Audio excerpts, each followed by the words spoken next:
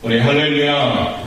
네, 다시 우리 대한민국은 새해가 두 번이나 오죠. 신정과 구정인데 오늘도 다시 한번 그런 의미에서 이렇게 한번 인사합시다. 새해 하나님의 큰 축복 받으세요. 시작. 새해 하나님의 큰 축복 받으세요. 예, 새해 하나님의 큰 축복 받으시길 바랍니다. 하나님의 축복 받으십시오. 그래서 오늘은 특별히 여러분들이 잘 아는 시편, 정말 유명한 시편의 본문인데요.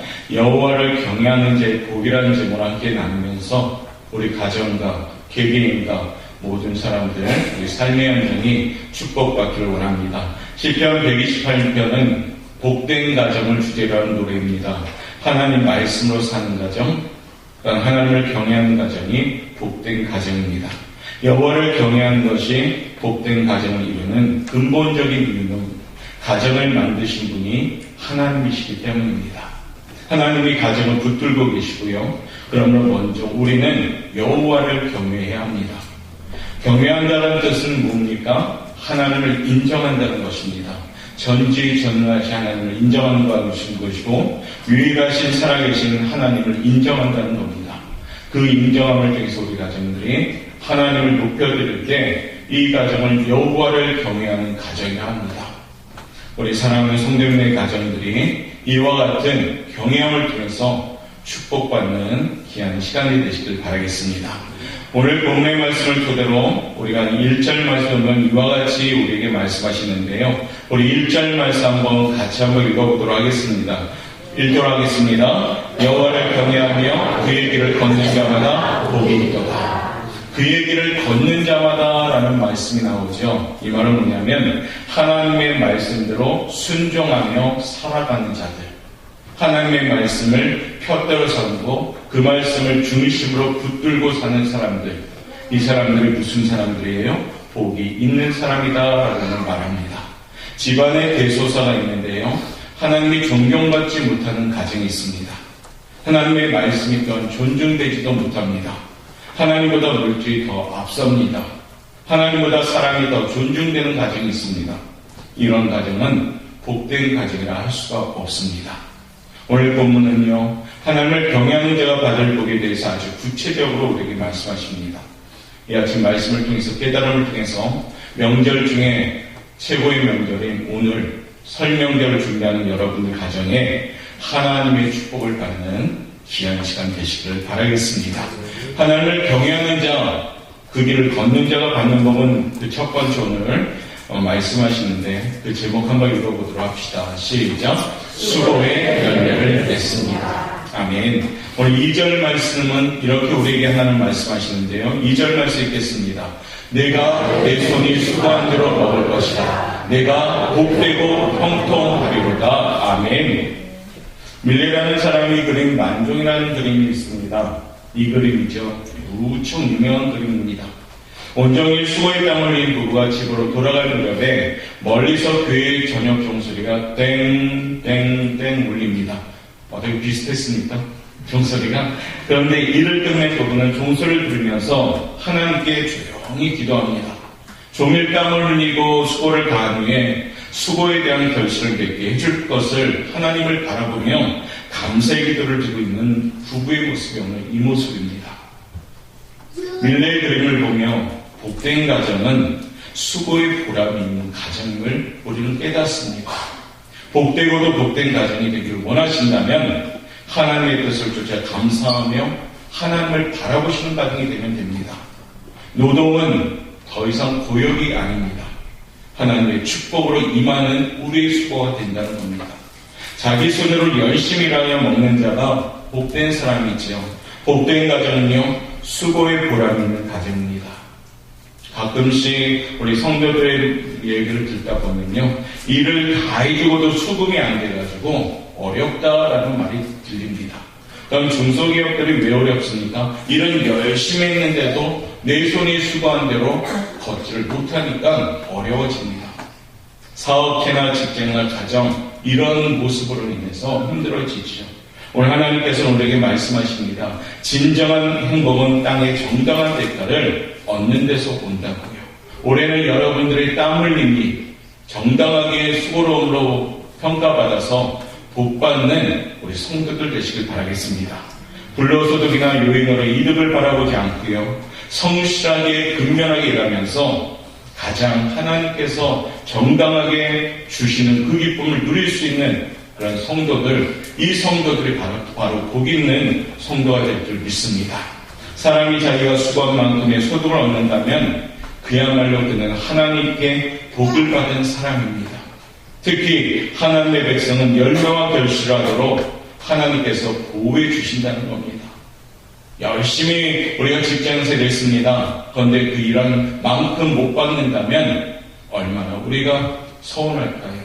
오늘 성경은 분명히 말씀하십니다. 내 손이 수고한 대로 먹을 것이라고요. 우리가 결혼을 한다고 부자가 되는 것은 아닙니다. 낭비하거나 방만하게 살 수도 없습니다. 오직 하나님의 축복과 그의 인도하심으로 하나님의 백성들은 평안을 누리게 되는 겁니다. 우리는 성경에 나와서 하나님의 말씀을 통해서 우리 삶의 해답을 가지고 가야 합니다. 오늘도 여러분들 말씀을 통해서 답을 꼭 가지고 갈 수 있는 귀한 날 되시길 바라겠습니다. 여호와를 경외하는 가정, 그 가정은 복을 받습니다. 여호와를 경외하는 삶, 그 삶은 복을 받습니다.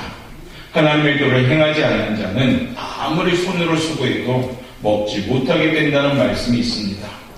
예레미야 레위기 26장 20절 말씀인데요. 우리 한번 읽어보도록 하겠습니다. 시작. 너희의 수고가 헛되을지라 땅 그 산물을 내지 아니하고 땅이 나오는 그 열매를 맺지 아니하리라. 아멘. 여기 말씀처럼 너희 수고가 헛되다. 얼마나 힘듭니까? 그렇죠? 땅은 열심히 일했는데 그 수고함의 대가가 나타나지 않는다면 기진맥진할 수밖에 없지요. 내 손이 수고한 대로 먹지 못한다는 건 어떻게 해요? 하나님과 떨어진다면요. 성도 여러분, 이번 명절에는요, 하나님을 경외함으로 내 손이 수고한 대로 먹을 것이라 이 축복이 여러분의 가정에 넘치시길 바라겠습니다.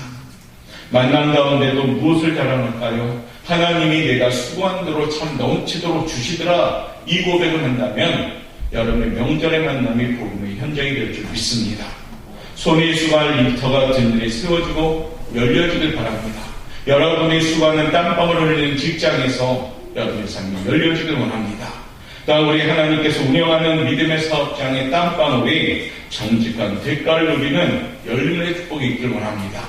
오늘도 말씀하십니다. 그 비결은 여호와를 경외하여라 라는 말합니다. 오늘 이 아침에도 저와 여러분, 여호와를 경외하며 그의 길을 걷는 자보다 복이 있도다. 이 말씀을 꼭 가슴에 새기시길 바랍니다. 온 가정이 올해는 수고로움에 정직하고 풍성한 대가를 누릴 수 있는 가정들 되시길 바랍니다. 올해는 정말로 주님, 우리 땀방울이 헛되지 않게 도와달라고 기도할 때 그 응답을 받는 성도들 되시길 바랍니다. 여호와를 경외하면 내 손이 수고한 대로 먹을 것이다. 이 말씀을 깊이 가슴에 새기면서 올해도 하나님만을 인정하고 하나님을 높여드리는 복된 성도들 되시기를 주님의 이름으로 축복합니다. 두 번째, 여호와를 경외하는 자에게는 어떠한 복을 줄까요? 우리 한번 읽어보도록 합시다. 시작. 가정의 축복이 옵니다. 명절 우리 행복해야 되겠죠. 명절 설레면서도 만남의 축복을 받아야 되겠죠. 아까 우리 장로님의 말씀처럼 기도처럼 거칠거나 다투고 싸우지 않게 해달라고. 명절 되면 어떤 가정들은 잘 놀다가 술 한 잔씩 강하게 들다가 술 처음 마실 때 기분이 좋더라고요. 근데 나중에 보면 어떻게 됩니까? 서로 간에 손이 타인의 복을 누르고 있죠. 역사를 잡는다 이겁니다. 왜 그럴까요? 가정의 축복이 없기 때문에. 자, 하나님을 경외하는 자는 가정에 축복을 주십니다. 오늘 3절 말씀 한번 읽어볼까요? 천천히 한번 읽어보도록 합니다. 시작. 내 집 안방에 있는 결실한 포도나무 같으며 내 식탁에 들러앉은 자식들은 어린 감람나무 같으리로다. 아멘. 우리가 살고 있는 이 시대에서 가장 심각한 문제로 가정 문제도 무시할 수가 없습니다. 외적으로 보이는 경제적, 환경적 안정에도 불구하고 급격하게 갈등을 안고 있습니다. 이는 성경이 말하는 하나님의 징벌이지요. 왜냐하면 가정의 행복은 하나님이 주신 축복으로 설명할 수 있기 때문입니다. 여기에 비교하는 두 가지 나무가 있죠. 포도나무와 감람나무. 이 두 나무는 이스라엘에게 있어서 주산물입니다. 팔레스타인 지방에서 잇나무는 이스라엘 백성들에게 수분과 영양을 공급해주는 아주 귀중한 나무입니다. 이 귀중한 나무를 오늘 뭐라고요? 가정의 구성 요소에 비유합니다. 먼저 아내의 비유로 결실한 포도나무다라고 비유합니다. 무슨 얘기입니까? 출산 능력도 말하는 것이요, 아내들을 통해서 그 가정이 풍성해진다는 겁니다. 덕스러운 아내를 동반대로 가지고 있는 자는 어떤 축복과도 바꿀 수 없는 정말 귀한 축복을 받은 겁니다. 아내를 잘 만나는 것은 어느 보석보다도 가치가 있는 것입니다. 창조 원리처럼 아내는 돕는 배필입니다. 그러기에 잘 만나는 아내를 통해서 잘 도움받는다면 그 가정이 세워질 수밖에 없습니다. 아내가 좋은 가정은 남편이 안정감이 있습니다. 아내가 좋은 가정은 남편이 힘이 있습니다. 사랑하는 성도 여러분, 우리 옥포영광교회 여자 성도님을 아내로 맞이한 남편들은 이 세상에서 가장 행복한 남편인 줄 믿습니다. 남편들만 믿습니다. 남편들만 믿습니다. 별로 안 보이는데 얼마나 좋은지 모르죠. 믿음의 아내들이 있는 것이 행복한 겁니다. 믿는 아내들은요, 하나님의 말씀에 기초를 둡니다. 그리고 남편을 섬기죠. 말씀을 믿고 있기 때문에 남편의 섬길 수밖에 없습니다. 그러면 그 가정은 어떻게 평안한 가정이 됩니다. 하나님을 경외함으로 복 있는 가정이 꼭 되기를 바라겠습니다. 자식은 오늘 뭐라고 표현합니까? 감람나무라고 표현합니다. 감람나무는요, 아주 활기찬 나무입니다. 부모가 죽는다 해도 그들은 은혜 가운데 그 가정의 혈통을 유지하며 성장할 수 있는 힘을 가졌다는 뜻을 갖고 있습니다. 또 어린 감람나무는 장성한 나무가 되었을 때 기름을 생성해낼 수 있는 그러한 힘이 있다는 겁니다. 이는 하나님을 경외하는 자녀들은 미래가 보장되어 있다는 겁니다. 자, 말씀 하나 제가 보여드리죠. 신명기 28장 1절, 우리 자녀들이 이와 같이 하나님을 경외하면 축복받습니다. 우리 큰 소리 한번 읽어보도록 합시다. 시작. 내가 오늘 내게 명령하는 그의 모든 명령을 지켜야 하면 내 하나님 여호와께서 너를 세계 모든 민족 위에 뛰어나게 하실 것이다. 할렐루야. 이 말씀을 읽으면 너무 힘이 납니다. 그렇죠? 우리 자녀들이 세계 모든 민족 위에 뛰어나게 하신답니다. 어떻게 해요? 여호와를 경외하고 그 말씀을 청종하고 그 말씀대로 살아가는 자녀가 된다면요. 하나님이 축복하시는 가정은 바로 부부의 행복이 있고 자녀의 축복이 이어지는 하나님의 무한한 선물을 받는 가정입니다. 하나님의 축복으로 이루어진 가정은 사람들이 보는 행복의 기준에 있지 않습니다. 외형적인 학벌, 미모, 건강, 직업 등도 물론 중요합니다. 그러나 무엇보다도 가정의 행복과 기쁨은 하나님께서 책임져 주셔야 됩니다. 사랑과 마음으로 넘치는 믿음의 든든히 선 가정, 이 가정이 아마 아름다운 가정이 될 수 있습니다. 그러므로 아름다운 축복된 가정이 되기 위해서는요, 주 안에서 사랑하는 가정이 되어야 됩니다. 사랑은 그저 되는 것이 아니죠. 사랑은 훈련이 있어야 됩니다. 사랑하는 말을 고백해야 됩니다. 표현되지 않는 사랑은 사랑이 될 수가 없습니다. 사랑을 요구하지만 말고 먼저 사랑으로 다가설 때 그 가정이 사랑이 넘치는 가정이 됩니다. 사랑은 나눌수록 더 커지는 사랑을 경험하게 됩니다.